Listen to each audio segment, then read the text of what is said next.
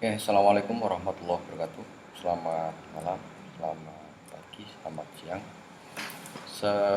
Berjumpa kembali dengan kuliah, ruang kuliah Maya. Pada kesempatan kali ini saya akan mempraktekkan cara membuat kelas di Google Classroom. Kenapa Google Classroom yang dipilih? Karena server yang digunakan Google pastinya akan sangat mumpuni untuk diakses oleh banyak orang, sehingga pilihan ini mungkin sangat efektif ya, sangat efektif karena belum ada cerita kalau Google itu servernya down. Oke, langsung saja cara mengakses Google Classroom. Alamatnya sebenarnya ada di classroom.google.com atau bisa dicari juga di Google Classroom. Google ini sama, classroom.google.com, simbolnya seperti ini. Oke, untuk pertama kali sebelum kita bisa mengakses kelas, membuat kelas, mengolah kelas dan lain sebagainya, maka kita harus login dulu, masuk dalam emailnya Google ya. Jadi tidak bisa email yang lain karena ini memang murni layanannya Google. Jadi kita harus menggunakan akun Google.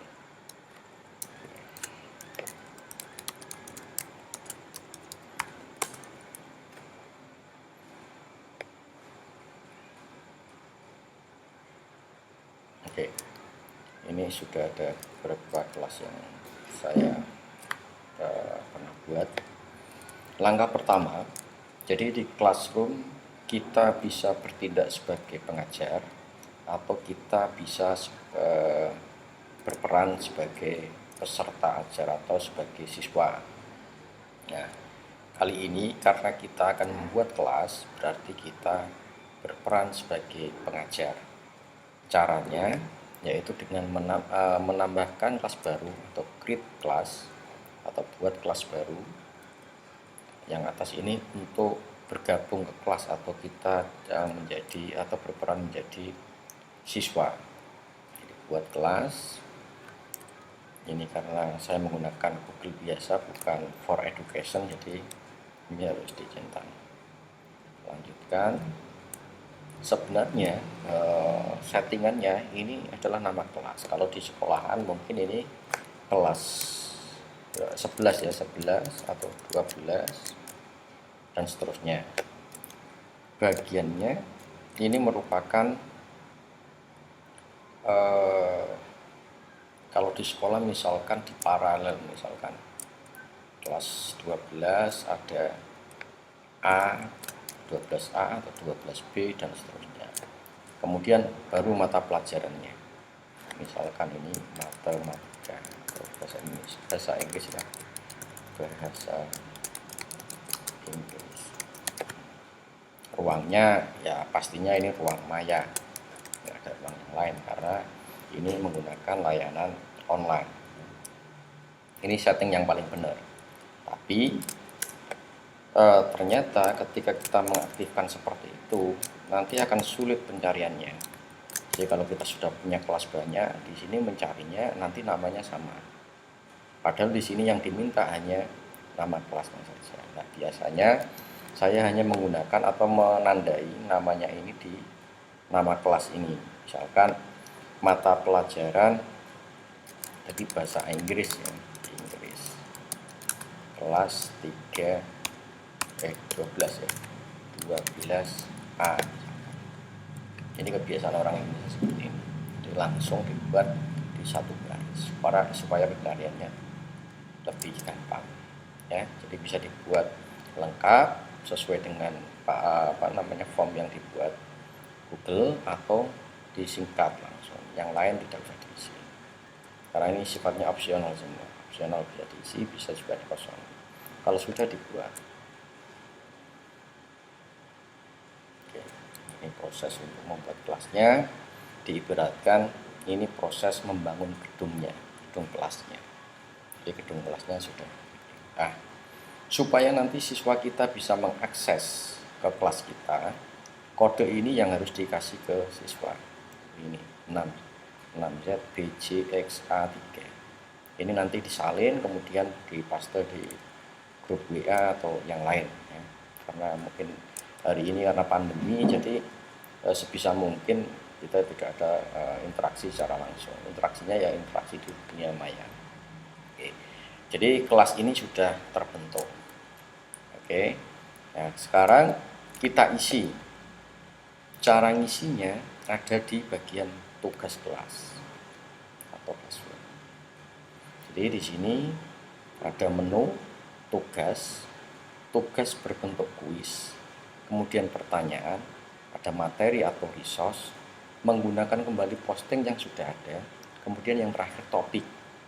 Supaya gugusan materi kita terbangun dengan baik, urut-urutannya juga terlihat rapi, maka lebih baiknya kita memanfaatkan topik. Kalau di kampus biasanya topik ini mewakili pertemuan. Jadi ada pertemuan 1, ada pertemuan 2, dan seterusnya. Ada juga yang mempraktekkan dengan bab atau topik bahasan. Topik bahasan misalkan satu bahasan, topik bahasan diulas atau pelajari dalam waktu 3 kali atau 3 minggu misalkan. Tapi ternyata setelah saya praktekkan, di kampus yang paling cocok itu menggunakan topik mingguan. Jadi pertemuan 1 untuk minggu pertama, pertemuan 2 untuk minggu kedua, dan seterusnya. Atau yang paling bagus lagi, ini menggunakan tanggal. Jadi kalau RPS-nya, RPP atau apa itu, susunan materinya sudah dibuat tanggalnya, perencanaannya, maka di sini bisa dibuat tanggalnya.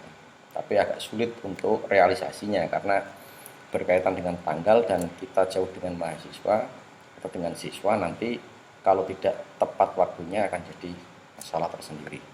Oke, untuk kali ini saya akan membuat 2 topik. Yang pertama pertemuan 1, kemudian saya buat topik lagi untuk pertemuan 2. Pertemuan. Jadi ini bisa nanti ditambahkan banyak pertemuan. Ya.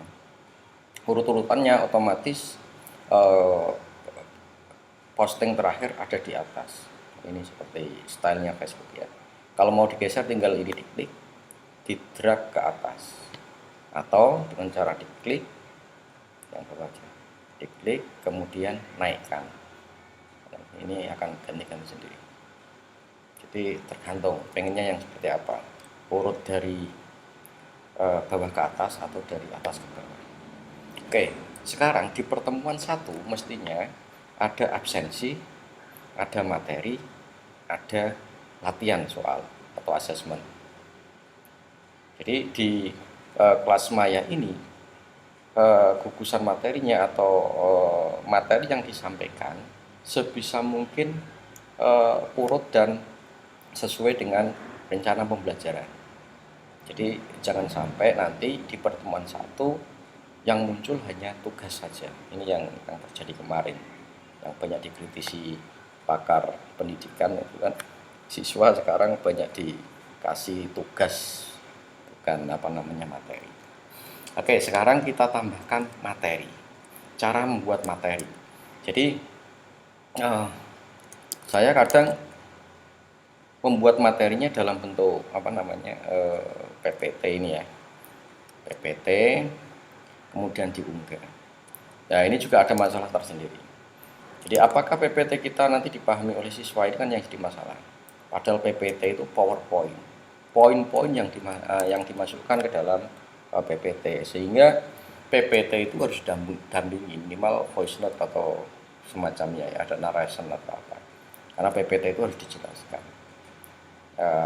Yang bagus ya video pembelajaran, ini yang paling bagus karena bisa disaksikan langsung oleh siswa, begitu juga rekamannya masih tersimpan. Tapi kalau toh sulit untuk membuat video pembelajaran, maka PPT ini lebih baiknya dibuat dalam bentuk buku atau file-file kecil atau materi-materi dalam bentuk lembaran 5 lembar atau berapa. Karena sejatinya siswa akan malas ya untuk membaca tulisan lebih dari 5 lembar ya. Tapi kalau PPT, kalau toh ini memang benar-benar PPT, lebih baiknya PPT tersebut dikonvert ke PDF. Karena kalau masih dalam bentuk PPT dan banyak gambar seperti ini akan besar filenya, ukuran filenya akan besar. Ya, oke, saya praktekkan membuat materi dalam bentuk file PPT. Ini saya tambahkan satu materi, judulnya materi pertemuan pertama, misalkan pendahuluan. Deskripsinya ini yang bagus dijelaskan apa isinya materi ini, sehingga siswanya sebelum mereka mendownload ini akan mengetahui apa materi yang akan disampaikan di ini. Kemudian kita tambahkan filenya, file, kemudian pilih upload, di browse filenya, kemudian dicari. Ini saya tadi sudah membuat ini file kosongan, contoh materi, satu file biar ukurannya kecil ya. Kemudian buka, ini akan diunggah. Jadi satu materi bisa berisi satu file atau lebih dari satu file. Kalau lebih dari satu file berarti tambahkan lagi file, kemudian upload. Atau dari YouTube misalkan. Ini materinya mereferensi dari YouTube. Saya contoh saja. Misalkan saya punya YouTube.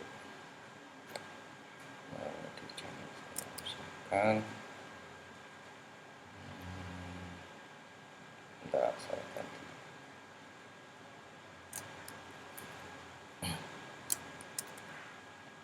Ini ruang kuliah banyak.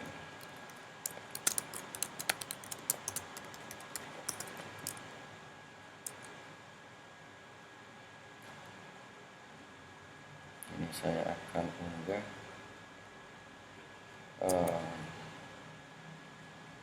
materi tentang pembuatan media ajar.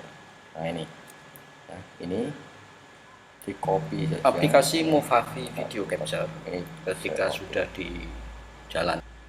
Ini saya blok, saya copy URL-nya, tambahkan bentuknya YouTube URL. Jadi kalau di sini masih nyari, tapi kalau yang URL kita langsung paste atau paste URL-nya tadi. Ini langsung Oke, jadi ini isinya dua file ya. Kemudian topiknya kita pilih pertemuan satu supaya nanti terbentuk satu kelompok. Jadi di pertemuan satu nanti materinya ada satu materi dan dua file.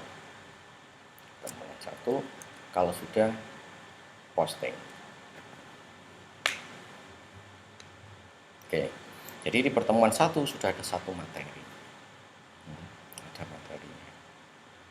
Oke, sekarang setelah materi mestinya pemahaman siswa diukur dengan menggunakan tes atau ujian atau tugas ya.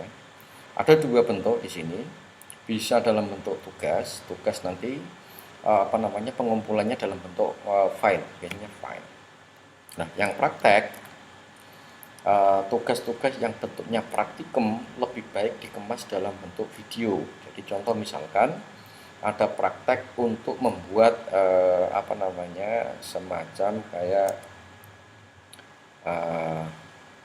alat peraga edukatif atau misalkan praktek untuk menggambar atau dan seterusnya. Maka lebih baiknya penyerahannya harus dalam bentuk video. Tapi kalau video itu terlalu besar atau dirasa terlalu besar ukuran filenya, tugas tersebut juga bisa dikirim dalam bentuk gambar. Misalkan pembuatan media ajar dibuat dengan durasi lebih dari 10 menit sehingga kapasitasnya besar, maka bisa diwakili dengan gambar. Jadi proses pembuatannya di foto sedemikian rupa sehingga foto tersebut bisa menceritakan proses pembuatan tugas tersebut. Oke, Sekarang saya praktekkan untuk membuat tugasnya. Tambahkan tugas, judul tugas, misalkan ini menulis apa namanya makalah misalnya. Nah, di sini nanti panduannya atau petunjuk tugas satu misalkan, carilah informasi dan seterusnya. Ya. Kemudian jangan lupa, karena ini tugas mestinya harus dibatasi waktunya sampai kapan. Misalkan besok pagi, kemudian jamnya maksimal jam 23.59 itu malam. Kemudian topiknya masuk di pertemuan 1, jadi supaya nanti menjadi satu kesatuan di pertemuan 1. Oke, kemudian tugaskan. Ini hanya contoh karena mestinya antara materi dan tugas mestinya ya berkesinambungan. Karena ini contoh saja, nanti ini tidak ada kaitannya dengan apa yang harus dikerjakan siswa. Ini hanya contoh untuk membuat kelas. Selanjutnya bentuknya kuis misalkan. Tugas tapi bentuknya kuis. Ini kita membuat tugas kuis. Kemudian di sini kuis pertemuan 1 misalkan. Nah, yang paling penting di sini formnya. Karena Google mensupport untuk formulir ya, atau bentuk soal dalam sebuah formulir. Ini diklik, dia akan membuka tab baru. Blank kuisnya diganti, misalkan saya double klik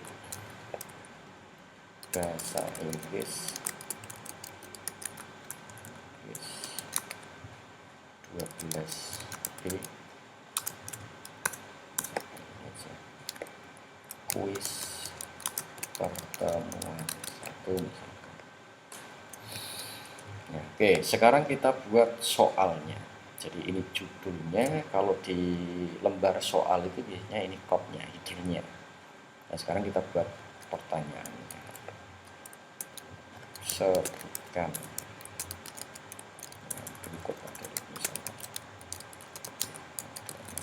Ini bahasa Inggris.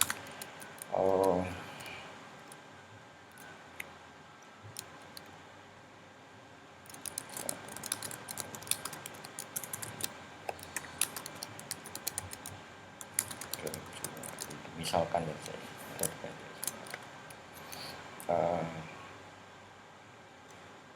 yang biasanya saya gunakan biasanya jawaban benar salah misalkan.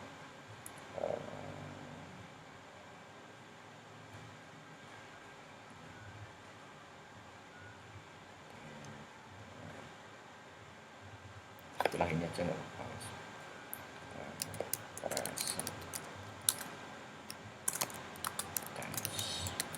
Saya bukan guru atau dosen bahasa Inggris, jadi nyoba-nyoba saja. Kemudian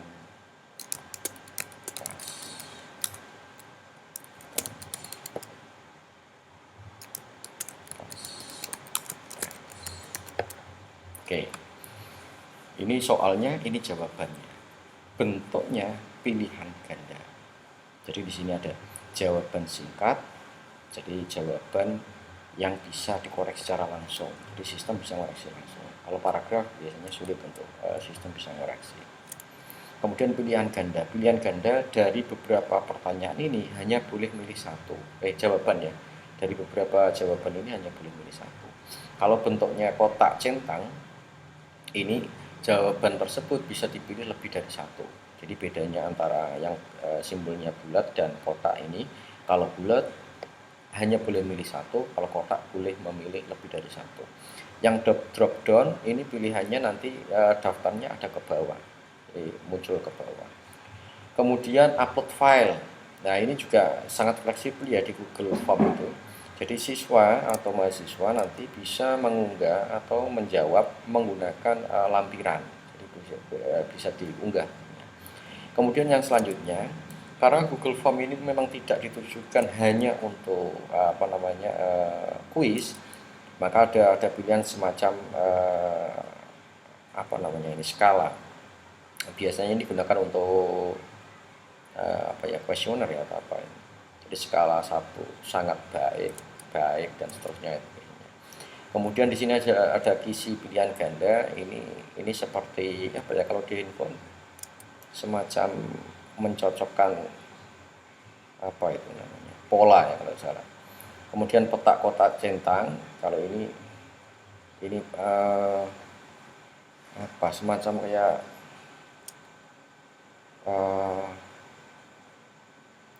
ini simbol permainan gitu ya, kayak permainan yang di checklist gitu. Kemudian ada jawaban dalam bentuk tanggal, kemudian yang terakhir jawaban dalam bentuk waktu. Oke, yang paling sering digunakan pilihan ganda. Di sini kita tidak perlu lagi membuat apakah ini A, ini B, ini C dan seterusnya. Jadi langsung saja. Karena soal di sini bisa diacak. Jawabannya bisa diacak. Jadi ini bisa diacak. Acak urutan opsi. Ya, kalau ini kita aktifkan, nanti kalau soal ini dikerjakan berkali-kali, maka akan jawabannya akan mengacak sendiri ya. Kalau kemudian ini apa namanya, dipindah ke kanan, artinya ini harus dikerjakan, tidak boleh kosong. Kemudian kunci jawabannya kita tetapkan misalkan ini pas tense-nya salah, nilainya langsung kita buat misalkan 5 untuk benar ya, kalau sudah selesai. Jadi sangat mudah ya, sangat simpel. Oke, untuk membuat soal yang selanjutnya tinggal kita copy saja. Kemudian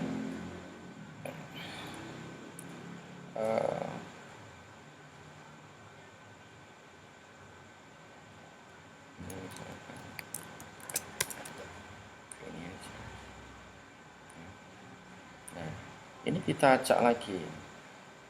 Kita acak. Jadi nanti jawaban ini akan ngacak. Belum tentu nanti pas ini ada di paling bawah, bisa jadi paling atas. Oke, yang selanjutnya untuk mengacak soal. Jadi kalau ini mengacak jawaban, yang ini ya tadi ya, mengacak jawaban, acak urutan opsi, acak urutan opsi. Tapi kalau kita menginginkan soalnya yang diacak, menggunakan ini setelan ini. Saya ulangi, menggunakan setelan. Kemudian batasi tanggapan hanya 1, jadi satu siswa hanya boleh mengirim 1 kali. Kemudian presentasinya acak urutan pertanyaan, jadi pertanyaannya nanti diacak. Misalkan di sini untuk memberikan terima kasih telah berpartisipasi dalam kuis pertanyaan 1 misalkan, ini contoh saja. Kemudian kuisnya, nah ini yang penting di sini.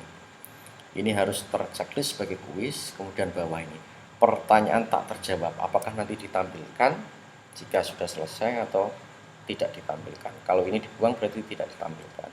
Jawaban yang benar apakah ditampilkan atau di hidden. Kalau ini saya hidden dulu. Kemudian nilai poin, apakah hasilnya akan langsung diketahui siswa atau dihilangkan.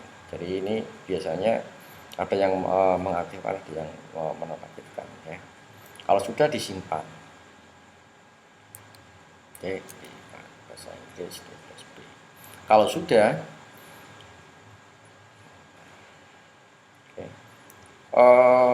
kita kembali ke halaman ini, halaman kuis 1.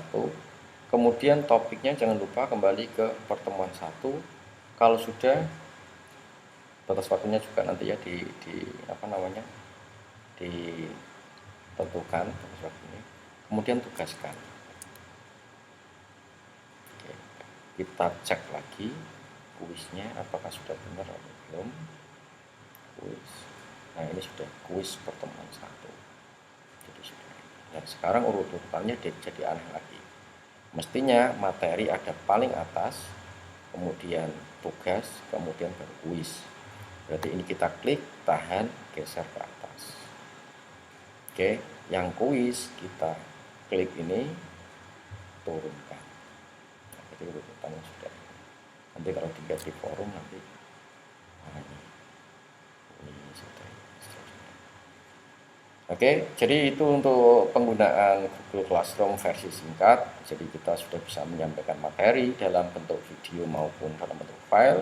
Kemudian bagaimana cara membuat tugas, dan kemudian yang terakhir tadi bagaimana jika kita memanfaatkan Google Form untuk membuat kuis ya. Untuk pertemuan selanjutnya nanti kita bahas cara mengimpor atau membuat soal yang dibuat dalam bentuk Word kemudian diimpor ke Google Form. Terima kasih, selamat malam, assalamualaikum warahmatullahi wabarakatuh.